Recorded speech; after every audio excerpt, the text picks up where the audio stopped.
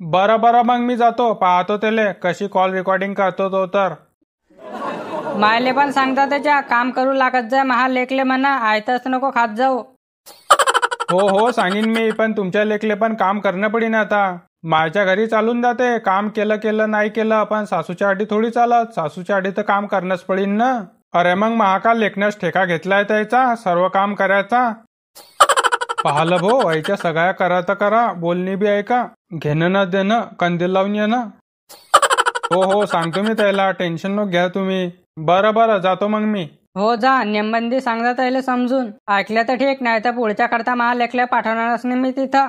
आव ना, सांगीन ना मी, जाऊ तर द्या मले. बरं जातो मी.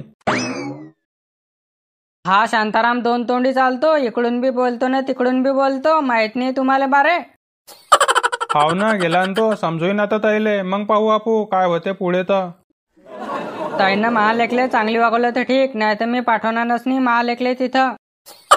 हाव ना, संध्याकाळपर्यंत येईन तो, सांगायले काय झालं काय नाही तर, मग पाहू आपू पुढे. चाल भो, जाऊ दे, घरच्या भाकरी खा आणि मामाच्या बकऱ्या चारा.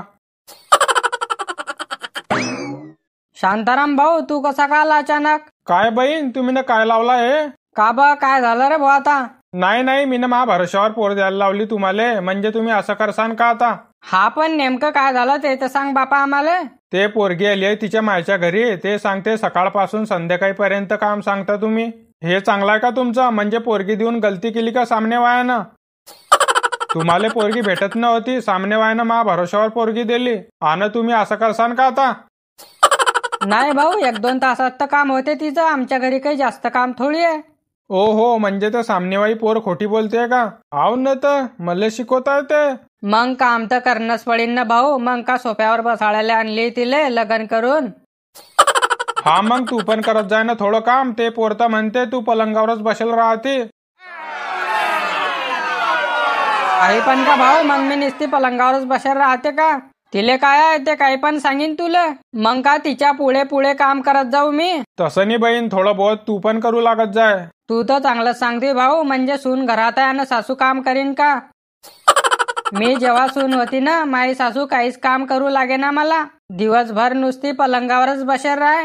हा मग तू का बदला काढते आता? नाही नाही, मी कशाला काढू बदला, अशी गोड सांगते तुले. अव बहीण, तो काळ वेगळा होता, हा काळ वेगळा आहे. आजकालच्या सुनावर एवढे टसन चालत नाही. मग का पूजा करत यायची?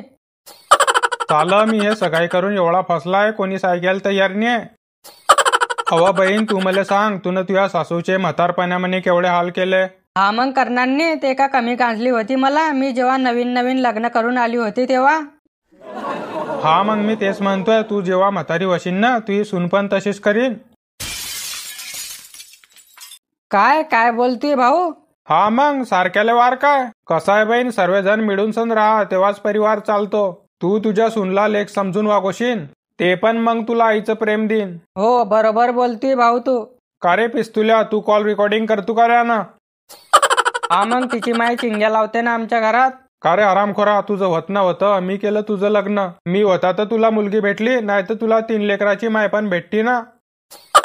लोकायला पहिलेच तर पोरी भेटता नाही, तुझं झालाय तर शिदा मुदीनं राह ना. त्या पोरचा मामा म्हणे, पोऱ्याचे ओठ कसे काळे दिसताय, पोऱ्या सिगरेट पेतो की काय? पण मी जाग झाकली की नाही नाही, तो चहा जास्ती पेतो म्हणून त्याचे ओठ काळे पडले. मला का माहित नाही तू बसस्टँडच्या मागे सिगरेटा पेतो, पण म्हटलं 2 हाताचे 4 हात होताय, होऊ द्या. शिदा मुदा राह, दुसऱ्याच्या परातवर नजर नको ठेवू, नाही तर तुही वाटी कोणी घेऊन चाललं जाईन. लोक गैरे बेकार आहे बेटा. बरं शांताराम काका, मी येतो. का रे भाऊ शांताराम भाऊ, का आला तू? मी तर केव्हाचा आलाय, तुम्ही ना काय तमाशे लावले हे?